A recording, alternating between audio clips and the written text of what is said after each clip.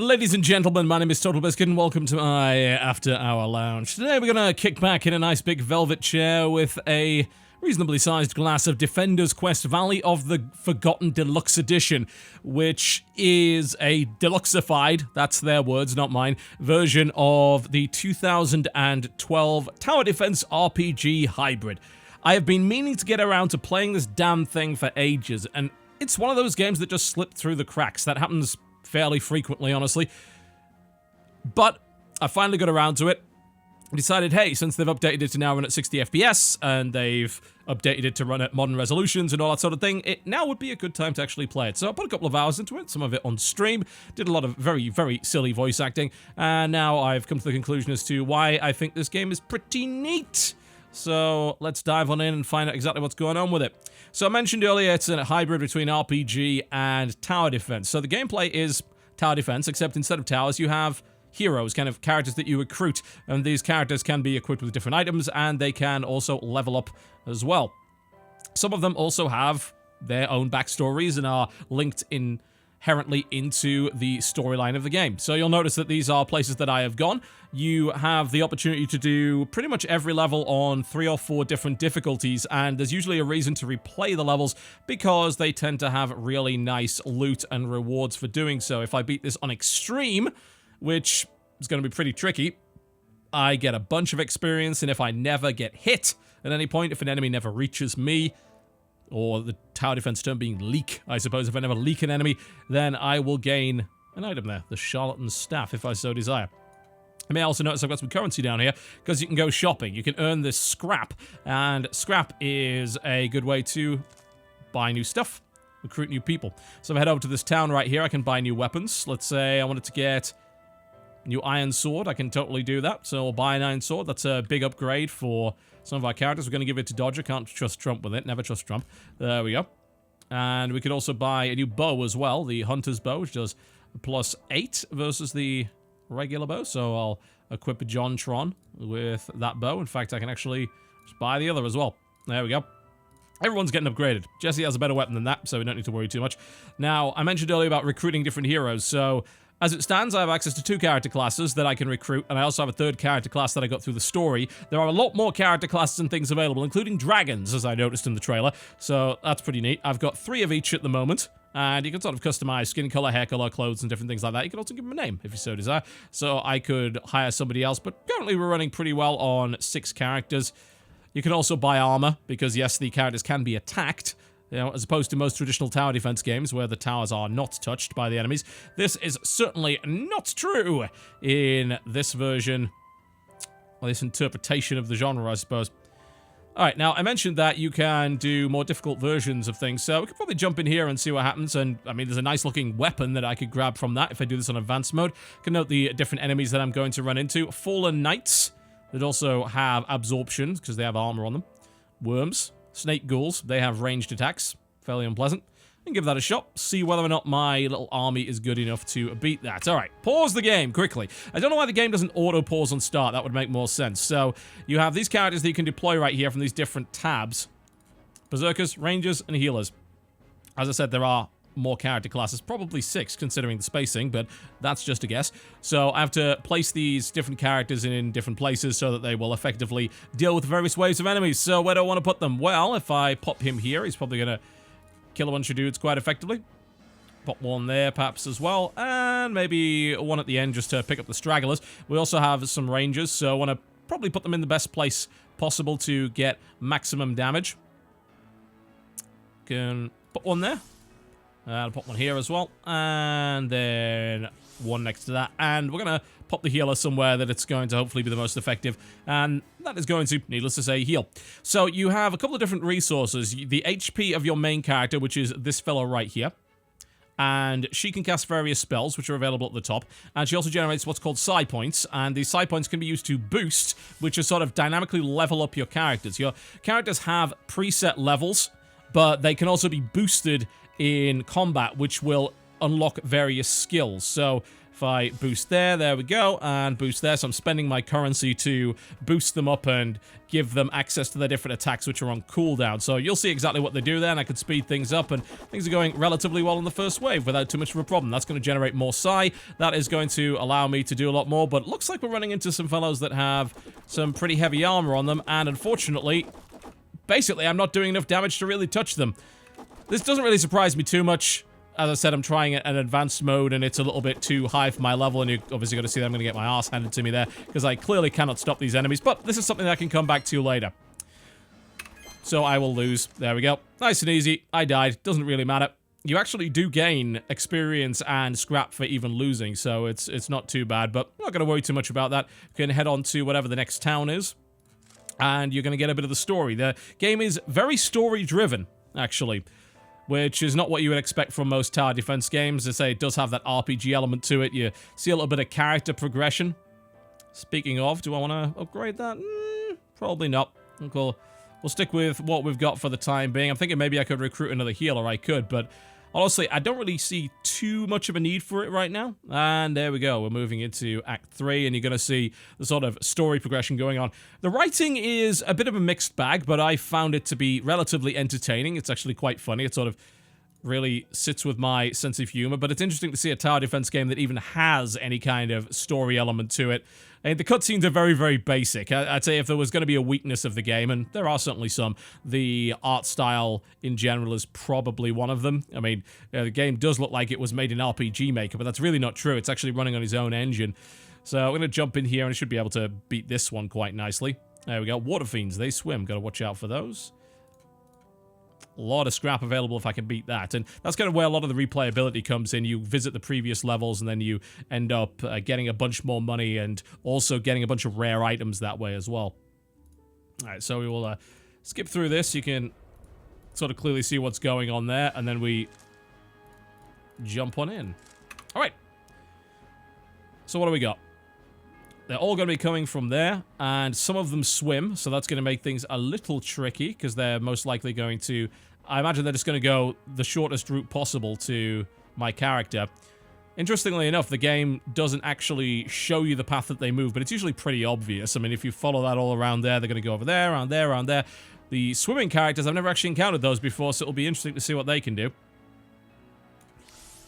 We'll just experiment for the time being. I have one over there. Probably want to...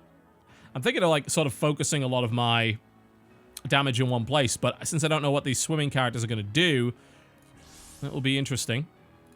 And I sort of just pop them over there for the time being. I imagine most of them are going to go in that direction, but who bloody knows at this point? We will find out momentarily, won't we? Alright, here we go. Let's see where these swimming characters go.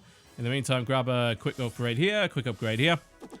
I don't think there's going to be a lot that really surprises people if they've played a bunch of tower defense games, but the idea of leveling up little characters as opposed to towers is an interesting idea. It's an interesting little spin on it. Obviously, this game's been around for a few years, so I think a couple of different games have done that since, but at the time, obviously, it was fairly innovative, and it's still an interesting spin on a genre that really does not have a lot of innovation in it. We're going to run into serious problems there, so they will take the closest route, which, of course, is going to avoid all of my stuff. Not ideal. However, there are ways and means around that. I can actually recall some of my fighters here, and I can move them to a better location, so they will be a little bit more useful. So there we go. I've recalled them, and I can resummon them if I so desire, which is going to make things a lot more bearable. Pop her there. I can snipe them on the way past. There we go. That's a lot more useful. And we should hopefully be able to chop our way through there. You do need to restore the levels on the characters when you do that, though, so that is something to watch out for. If you resummon them, they do lose their boosts.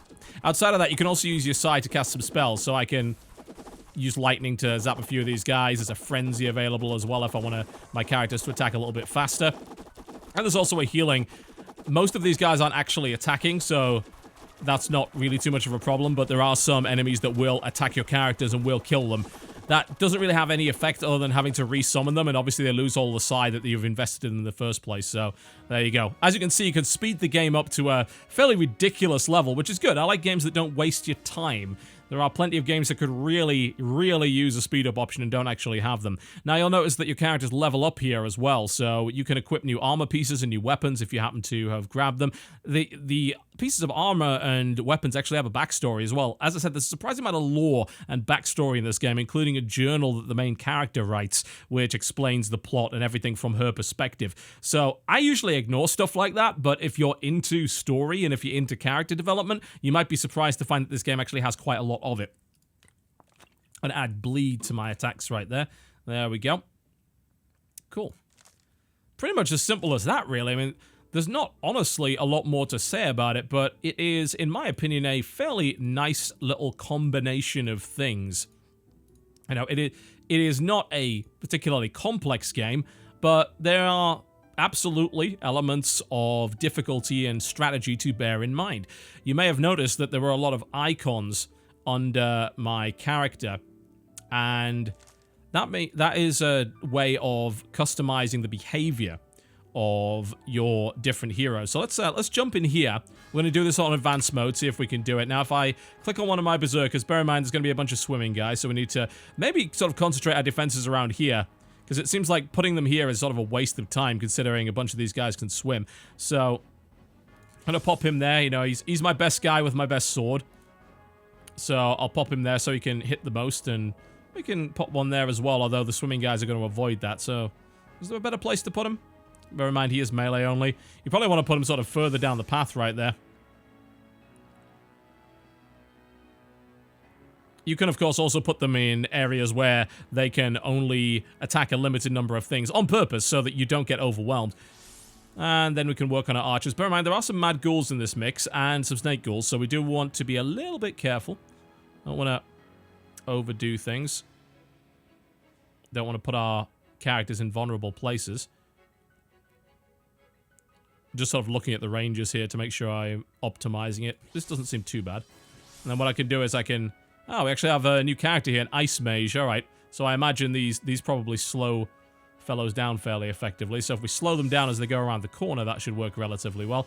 And we can sort of pop our priest here just around the corner so he's in range of most of that. There we go. Let's try this on harder then, shall we? I'm going to boost her up so that she can get ice shard. Yeah, that's the slow. So I'm almost considering... Yeah, I think I might boost her again, actually, so that she can get the slow very, very early on.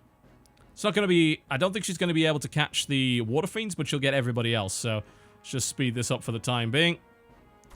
There we go. All right, that slow is very, very useful. In the meantime, probably grab the triple shot there so we can get a little bit AoE. There we go. And as you will notice, these guys completely and totally overwhelmed me. The advanced difficulty is a hell of a lot trickier, and you usually need to level your characters up appropriately in order to really make that work. Now, I was talking about the behavior toggles right here, so if I actually go here, you'll notice there are a bunch of different behavior toggles, and you can also save them as default, which is a really nice little quality of life feature. So I can set these to target the weakest enemies, to optimize effects so that you can use the status effect against the least affected enemies, so if you happen to be able to debuff a character. Target the strongest, target the furthest away. These are all useful little features. I'm setting a target to the weakest now, so she should hopefully snipe away those characters that are trying to go into me, but I don't think we're going to win this by the looks of it. Can maybe get a little bit more boost in there, but don't think we quite have the gear. I didn't necessarily play this optimally by any stretch of the imagination. Also, did one of my archers die? I think maybe they did. Looks like one of my berserkers did as well, actually. A little bit rough. So as I said, you know, the game does definitely get an awful lot harder, and I didn't really do that optimally, but you get the idea. So while it may look fairly basic, I think it's a nice little tower defense game. It's got a fairly unique spin on what tower defense would usually be, and I certainly dig that. I like the fact that it has a solid story behind it. I do also very much enjoy the... not so much character customization, but the character progression. Does definitely give me that RPG feel. A little bit more interesting than building the same tower on every level. And that's definitely one thing to bear in mind, that since your character's level ups are permanent, you get that sense of persistence, and you're not starting from scratch every time, but you still get that leveling up the character's element. So, probably the best way to explain what the hell I'm talking about there is that a lot of tower defense games have leveling up the towers during the match as a fairly important component of what makes that game enjoyable to some people. I'm gonna whack our guys there because what we want to do is sort of slow them down and move them into the hot gates where their numbers count for nothing. In the meantime, we can have our archers pick away. Do they have... Yeah, they got... Something going to take some damage. We can put them there sort of in the middle so that the melee guys can't get them. That can weaken them and hopefully our melee guys can pick them off. I hope. The main problem we've got is that area down there. There we go. That should be a relatively safe place to put it. I just want to put the healer there as well, actually. And we have one more of those. It's the best place. Maybe just sort of have one there. In terms of pickoffs, let's level you up. Level you up. Alright, cool. Pretty much ready to rock and roll.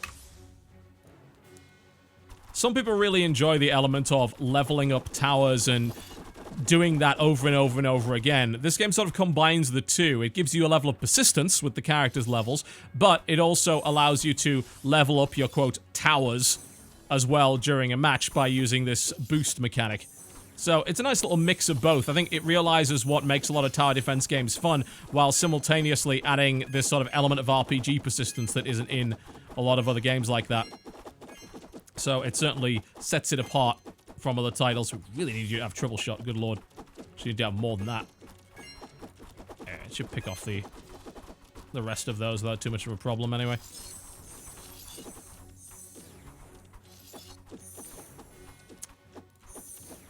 Let's give them frenzy. Should hopefully finish them off as they go through. And there's rapid shot on her. There we go. Nice! Please don't leak anything. I would love to have the reward for this. Yeah, certainly a fairly basic looking game, but really does the art need to be any fancier than it is? You know, it's very clear. I like the fact that you can run it incredibly fast. And it is a nice little different spin on what tower defense otherwise is. It's a very saturated genre that has a lot of very, very similar games. So seeing something that does differentiate itself from the others by integrating different elements of different genres, I think is pretty good. If you can get over the basic appearance and the art style, which is, you know, not especially brilliant, then I think that you might actually have a decent amount of fun with it. It's got quite a nice soundtrack as well. I've certainly enjoyed the music quite a lot. Let you listen to a little bit of it right now, actually. Rather relaxing.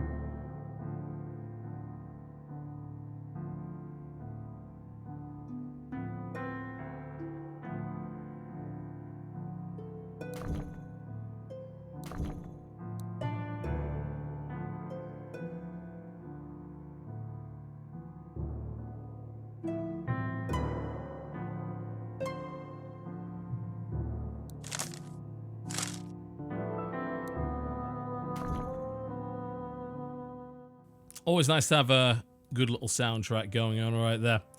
But yeah, pretty solid. And there is actually a free demo if you want to try this out. If you have some doubts, then check out the free demo and see if it happens to be up your alley. I do rather enjoy tower defense games, and this one is certainly no exception as far as I'm concerned. I have enjoyed it up to this point. Definitely basic in places, a little bit rough around the edges, but enjoyably different in a genre that has a serious problem with creating the same thing over and over again. And I've got to give them credit for 4 years down the line providing a free HD update that improves a lot of different aspects of the game, and, well, they didn't charge for it, so kudos to them for that. Defender's Quest, ladies and gentlemen, available on Steam. Currently for $15, although during the Steam Summer Sale it is 50% off. My name has been TotalBiscuit. Thank you very much for watching. If you enjoyed this video, by all means do feel free to click the like button. If you did not, the dislike button is right over there. And of course, my previous After Hour video is currently available on the channel. It's a new format that we're trying out, in which I spend a couple of hours looking for interesting indie titles that you may not have heard of, and giving you a very sort of basic and positive assessment of why they're cool and why they're worthy of your attention. I'll see you next time.